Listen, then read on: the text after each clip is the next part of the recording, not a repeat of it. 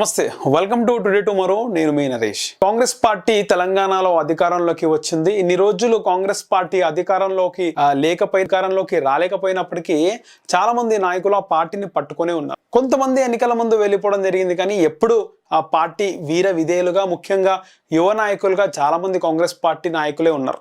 దీనికి సంబంధించి బల్మూరి వెంకట్ ఎన్ఎస్యుఏ ప్రెసిడెంట్గా సుదీర్ఘ కాలం పాటు ఆయన సేవలు అందించారు.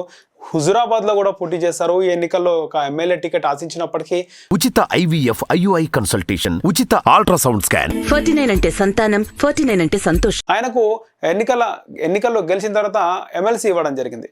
అలాగే ముఖ్యంగా హైదరాబాద్ నగరంలో కాంగ్రెస్ పార్టీకి ప్రాతినిధ్యం వహిస్తున్నటువంటి కాంగ్రెస్ పార్టీ నాయకుడు, ఇక మాజీ ఎంపీ అంజన్ కుమార్ యాదవ్ కొడుకు అనిల్ కుమార్ యాదవ్. ఆయన గతంలో కూడా ముషీరాబాద్ నుంచి ఎమ్మెల్యేగా పోటీ చేసి ఓడిపోయారు.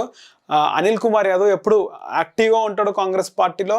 అదేవిధంగా ఆయన ఒక యాదవ్ సామాజిక వర్గానికి చెందినటువంటి వ్యక్తి. హైదరాబాద్లో ముఖ్యంగా యాదవుల అధిక జనాభా, రాజకీయంగా కూడా యాదవులు చాలా ముందు భాగంలో ఉన్నారు. ముఖ్యంగా చూసుకుంటే మాజీ మంత్రి తలసాని శ్రీనివాస్ యాదవ్.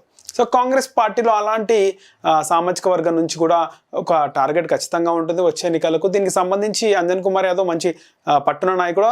ఆయన తనుడు యువ నాయకుడు అనిల్ కుమార్ యాదవ్ కూడా పార్టీ కార్యక్రమాల్లో చురుగ్గా ఉంటారు. అలాగే ఎప్పుడు ముఖ్యంగా కాంగ్రెస్ పార్టీ అధ్యక్షుడు, ప్రస్తుత ముఖ్యమంత్రి రేవంత్ రెడ్డితో ఎప్పుడు ప్రతి కార్యక్రమంలో కూడా యాక్టివ్గా కనిపిస్తూ ఉంటాడు. అలాంటి అనిల్ కుమార్ యాదవ్కి ఇప్పుడు రాజ్యసభకు నామినేట్ చేశారు. దీనికి సంబంధించి బీఫామ్ కూడా ఇవ్వడం జరిగింది.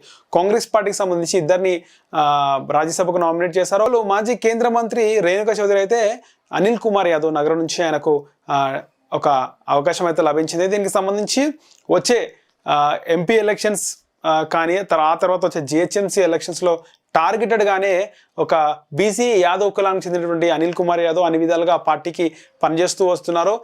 అన్ని అర్హతలు కూడా అనిల్ కుమార్ యాదవ్కి ఉన్నాయి ఖచ్చితంగా అని చెప్పేసి అనిల్ కుమార్ యాదవ్కి ఇవ్వడం జరిగింది. దీనికి సంబంధించి వచ్చే ఎంపీ ఎలక్షన్స్ కానీ ఆ తర్వాత GHMC greater Hyderabad municipal corporations ఎన్నికల టార్గెటెడ్గానే అనిల్ కుమార్ యాదవ్కి రాజ్యసభకి నామినేట్ చేసినట్లు తెలుస్తుంది.